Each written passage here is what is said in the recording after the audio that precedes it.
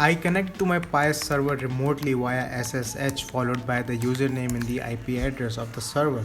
But what is SSH and how does it work?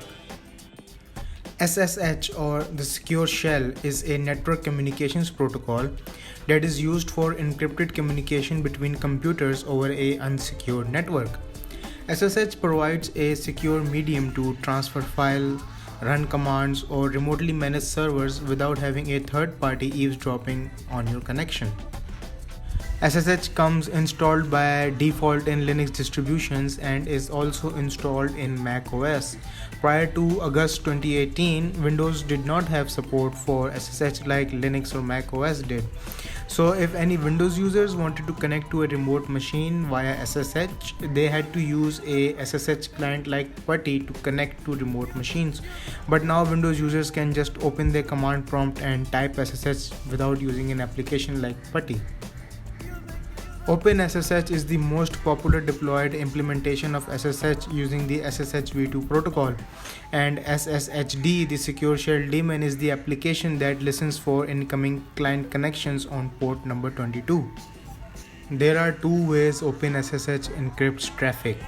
One is symmetric encryption and the other is asymmetric encryption. Symmetric encryption is sometimes referred to as secret key or shared key encryption, and how it works is that the server and the client both agree on the same key that is used for encryption and decryption purposes. Whereas asymmetric encryption uses two keys for encryption and decryption purposes.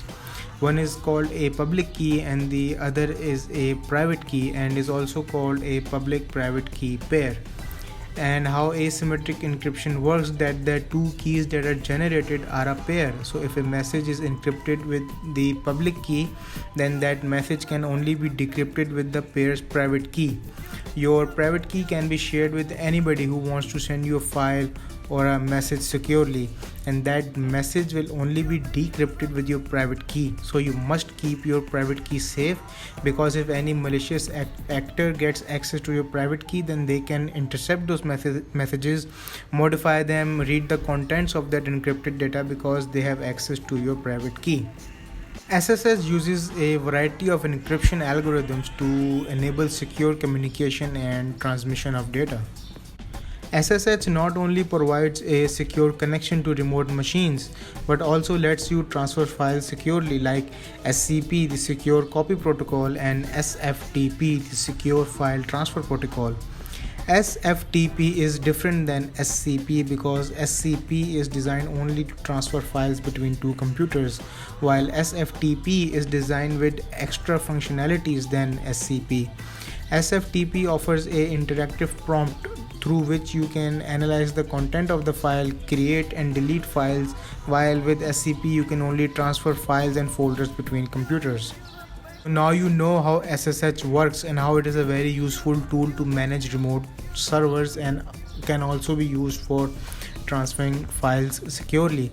SSH has a wide range of functionalities and we will go over them in future videos.